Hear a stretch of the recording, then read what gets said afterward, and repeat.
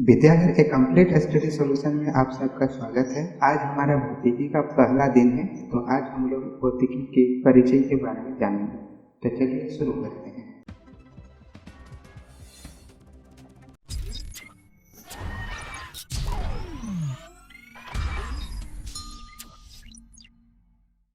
आज हम लोग भौतिकी के बारे में समझेंगे कि वो क्या है और क्यों जरूरी है। तो उससे पहले हम विज्ञान को समझते हैं कि विज्ञान आखिर क्या है। विज्ञान यानी क्रमबद्ध और सुव्यवस्थित जो ज्ञान होती है उसे विज्ञान कहते हैं। विज्ञान में हमें रियलिटी यानी वास्तविकता की खोज करते हैं, जबकि ज्ञान से तात्पर्य ये है कि रियलिटी यानी कि वास्तविकता को महसूस करना। विज्ञान जो है वो ग्रीक शब्द साइंसिया से बना है, जिसका अर्थ होता है कोई भी चीज़ के बारे में जानना, टू नो। और विज्ञान का जनक अरस्तु को कहा जाता है। कभी कभी इंग्लिश में अरस्तु को की जगह अरिस्टोटल भी लिखा हुआ होता है।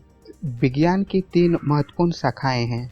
सबसे पहले है भौतिक विज्ञान, जिसको फिजिक्स कहते हैं, रसायन विज्ञान जिसको केमिस्ट्री कहते हैं, और जीव विज्ञान जिसको बायोलॉजी कहते हैं।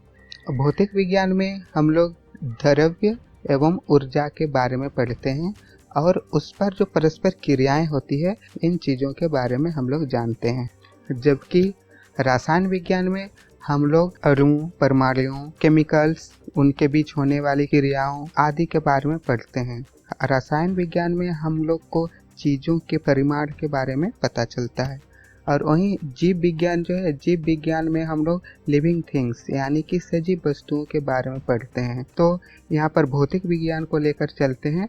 भौतिक विज्ञान यानी कि फिजिक्स। फिजिक्स जो है वो ग्रीक शब्द फूसिक से बना है और इसका अर्थ होता है प्रकृति तथा इसका अध्ययन। हम लोग फिजिक्स में प्रकृति के बारे में या यहाँ पर होने वाली विभिन्न घटनाओं के बारे में पढ़ते हैं। भौतिकी हमें ये बताती है कि चीज़ें कैसे काम करती है। जब भी हम अपने आसपास के चीज़ों को देखते हैं तो हमारे मन में बहुत सारे सवाल आते हैं, जैसे हवा क्यों बहती है, रात या दिन कैसे होते हैं, तारे क्यों चमकते हैं, क्यों चंद्रमा गिर नहीं जाता, सूरज इतना प्रकाश कहाँ से लाता है, कोई भी चीज़ जमीन पर कैसे गिर जाता है, पानी में पत्थर फेंकने पर तरंग क्यों बनते हैं, इंद्रधनुष इतना सुंदर कैसे बनता है।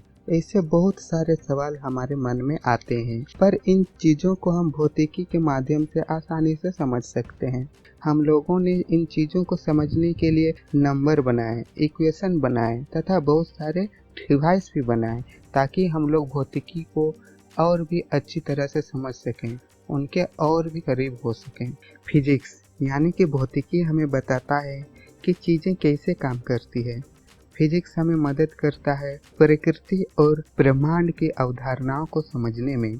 आकाशगंगाओं से लेकर छोटे परमाणुओं तक इन सभी को हम फिजिक्स के माध्यम से समझ सकते हैं। बल, द्रव्यमान, ऊर्जा, संवेग, शक्ति, विद्युत, ऊष्मा सभी मौलिक अवधारणाएं हैं जिन्हें हम फिजिक्स के माध्यम से आसानी से समझ सकते हैं। ब्रह्मांड की सबसे जटिल चीज़ों से लेकर तथा सबसे आसान चीज़ों को हम फिजिक्स के माध्यम से आसानी से समझ सकते हैं। भौतिकी हमें बताता है कि क्यों फल नीचे गिर जाता है, गुरुत्वाकर्षण कैसे काम करता है, आग की ज्वाला ऊपर की तरफ ही क्यों उठती है, इंद्रधनुष में 7 रंग क्यों बनते हैं। सभी चीज़ों के बारे में भौतिकी हमें विस्तार से समझाती है। बल को समझने के लिए सर आइजैक न्यूटन ने F=ma का प्रसिद्ध इक्वेशन दिया। अल्बर्ट आइंस्टाइन, जिन्हें आधुनिक भौतिकी का जनक भी कहा जाता है, वह सापेक्षता का सिद्धांत प्रस्तुत किया और E=mc² का एक प्रसिद्ध इक्वेशन दिए। फिजिक्स यानी कि भौतिक को बेसिकली हम लोग 2 भागों में विभक्त किए हैं। इसका पहला भाग को कहते हैं चिर सम्मत भौतिकी यानी कि एंशिएंट फिजिक्स, और इसका दूसरा भाग है आधुनिक भौतिकी यानी कि मॉडर्न फिजिक्स।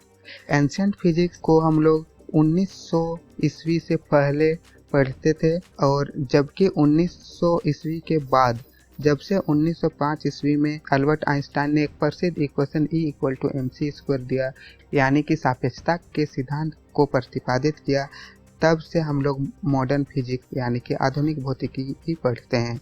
इसीलिए एंशियंट फिजिक्स यानी कि जो हमारी पुरानी भौतिकी है उसके जनक जो है न्यूटन को कहा जाता है, और जो आधुनिक भौतिकी है उसके जनक हम लोग अल्बर्ट आइंस्टाइन को ही मानते हैं। एंशियंट फिजिक्स में द्रव्य और ऊर्जा को एक ही समझा जाता था, लेकिन मॉडर्न फिजिक्स में द्रव्य और ऊर्जा को अलग अलग समझा जाता है। भौतिकी जो है प्रकृति का अध्ययन है। प्रकृति जो है वो दो चीजों से मिलकर बनी हुई है, द्रव्य और ऊर्जा।